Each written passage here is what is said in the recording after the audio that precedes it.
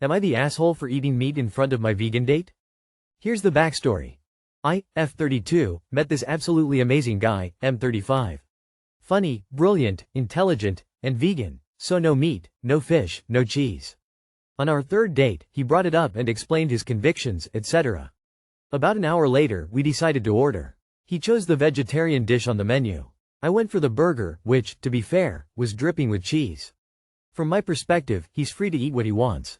But I have no intention of becoming vegan or even vegetarian myself. So, I simply ordered what I felt like eating at that moment. A few days later, we talked again over text, and he called me out on it. For him, it was a real lack of tact on my part and pretty disrespectful of his convictions, which he had shared just an hour before we ordered. Now I'm feeling a bit confused about the situation. I like him, but I don't really see where the disrespect lies in my actions. What's your take on this? Please don't respond if you're anti-vegan. This isn't about criticizing him specifically, but rather about evaluating my own reaction during that dinner. Thanks. Edit. Just a clarification. Of course he never asked me to become vegetarian myself one day. In this case, it's the fact that I ate meat in front of him, right after he talked about it and considering we might potentially kiss afterward. I'll add that, in the end, he did pay for both our meals. You were under no obligation to follow his diet on a date. As far as being disrespectful of his convictions, it doesn't appear that you tried to make him take a bite of your burger, so I would disagree on that aspect too. He sounds like the kind of person who gives vegetarians, vegans a bad name. Not the asshole. Not the asshole. What does someone else's veganism have to do with what you order to eat? A vegan diet is a diet. It's not a personality unless someone tries to make their dietary preferences their persona. I respect my friends that keep kosher, but it doesn't stop me from eating a cheeseburger or bacon in front of them.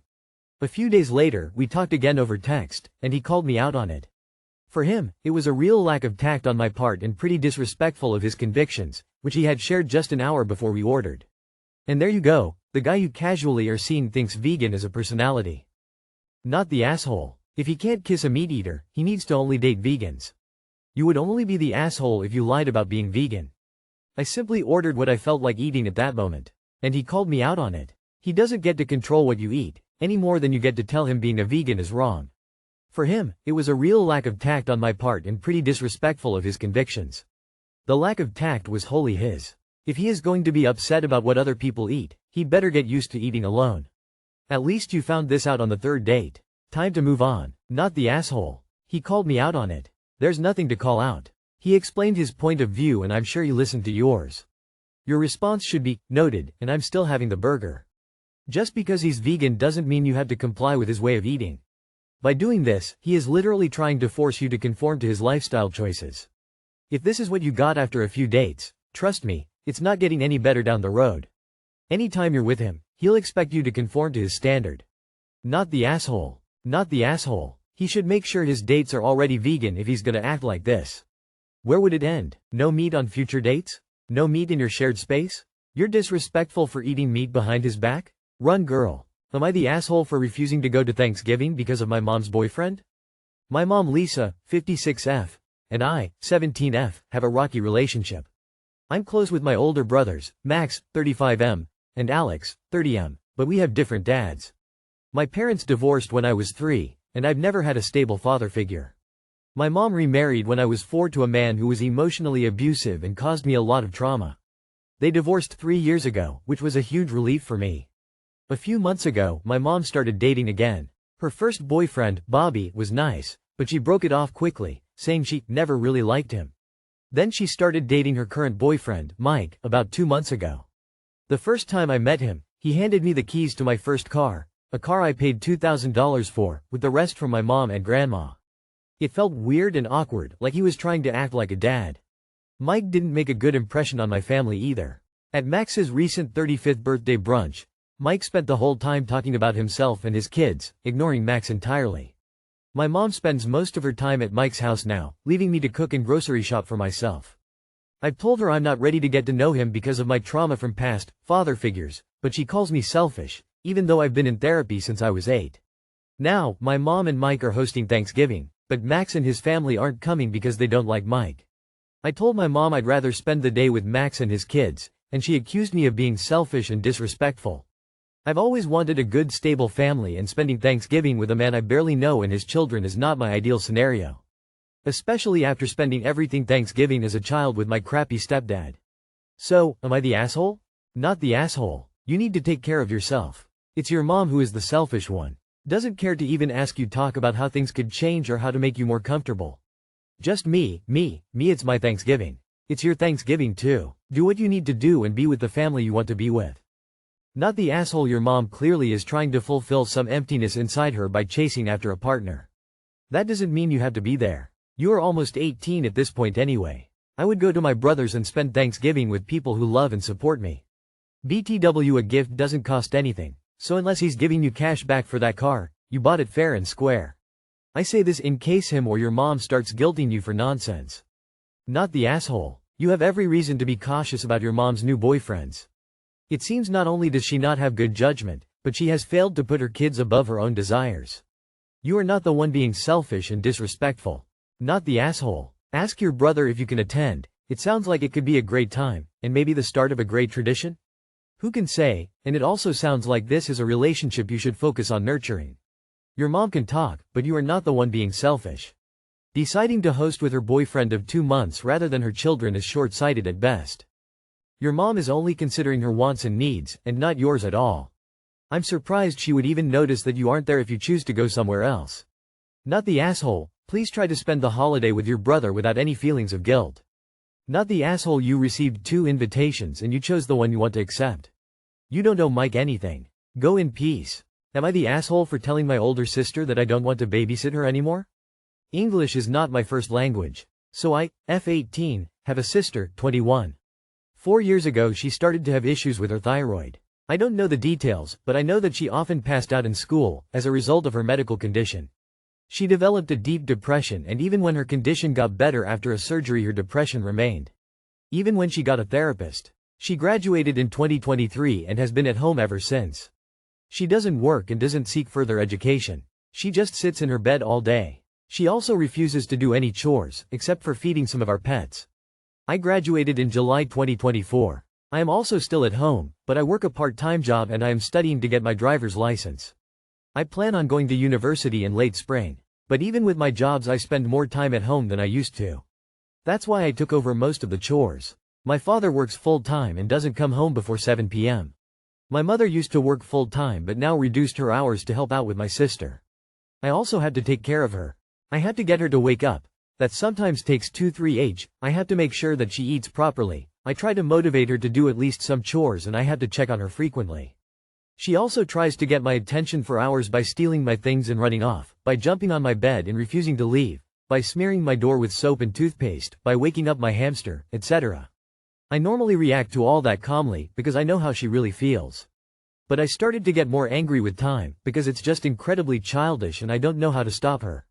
She also doesn't leave the house alone. When she wants to go shopping I have to go with her and she constantly begs for me to do things with her.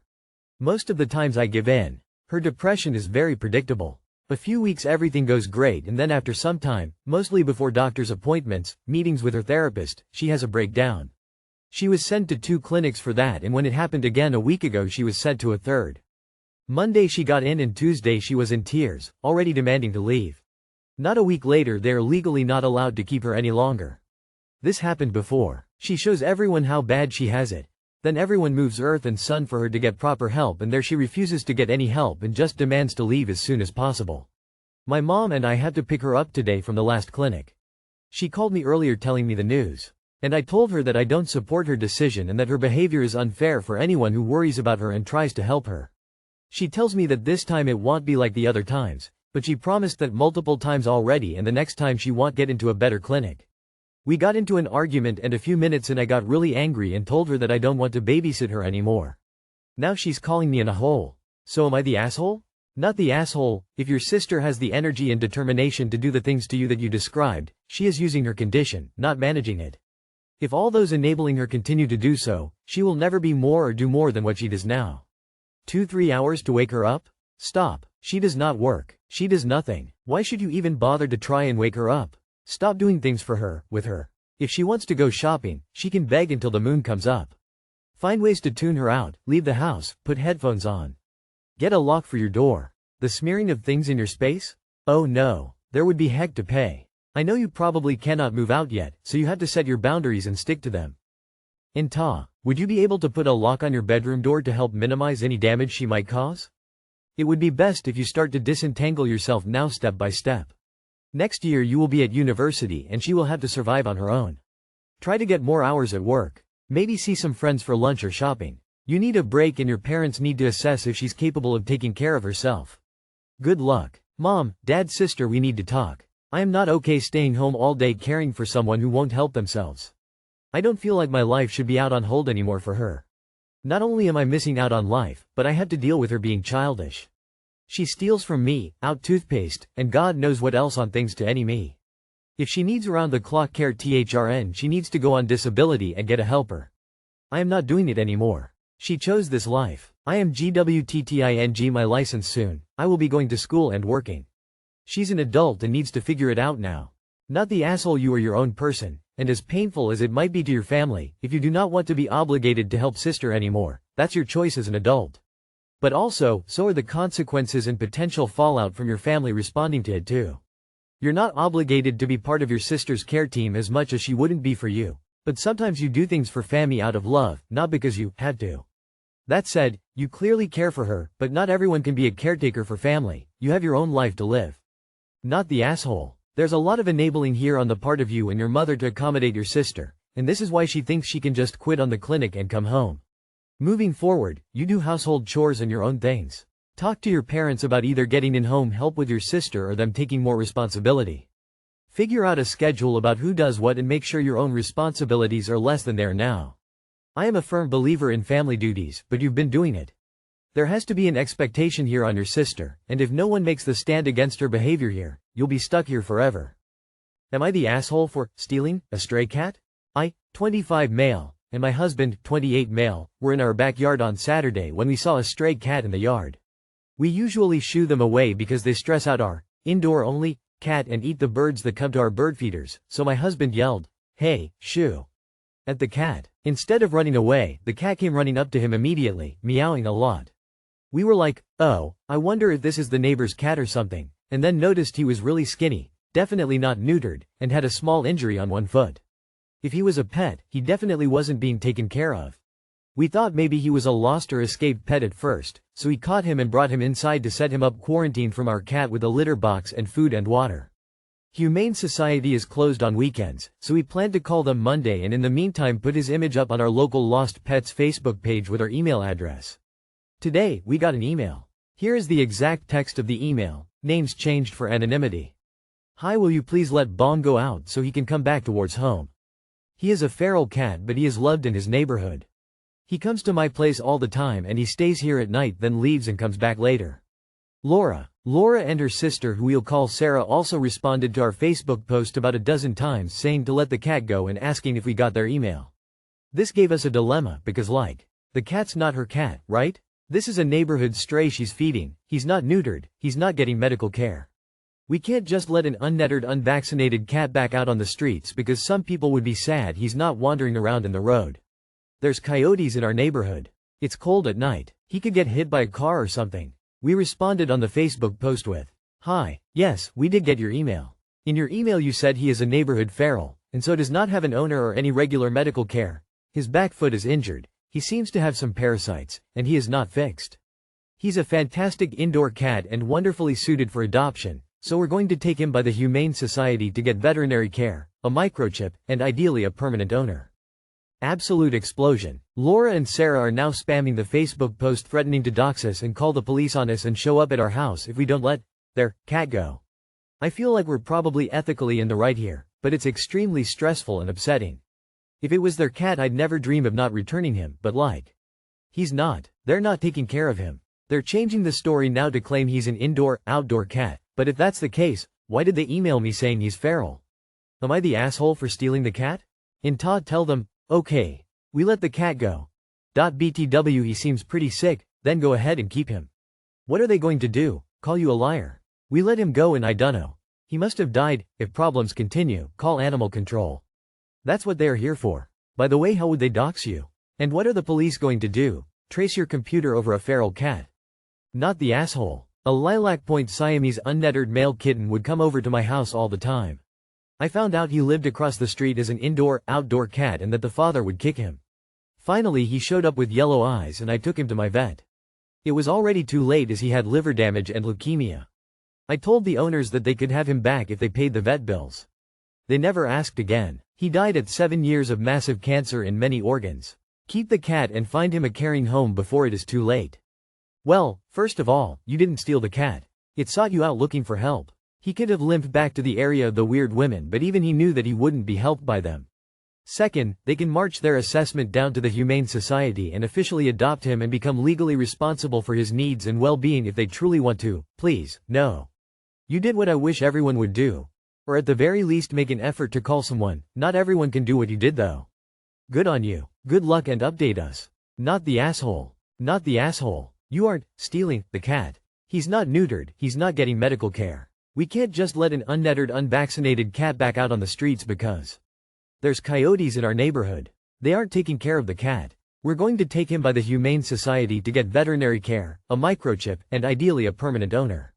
You're doing the best for the cat. Thank you for being so kind. Thanks to you, hopefully he will end up in a caring, loving, secure home. A gift indeed. I hope the kindness you've shown this vulnerable cat flows back to you op. I really do. Those people are ignorant AHs. ETA sentence. Not the asshole. Say to LNS, if it's your cat, then you have been a negligent owner and I will be calling the police to report you for it. See if that backs them off. Realistically, if you let the cat back outside it will likely return to their place as it is part of its turf.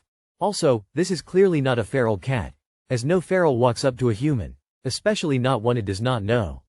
Also true ferals do not meow. So the truth is that Bongo is a stray who hung out sometimes with LNS, and probably some others as well.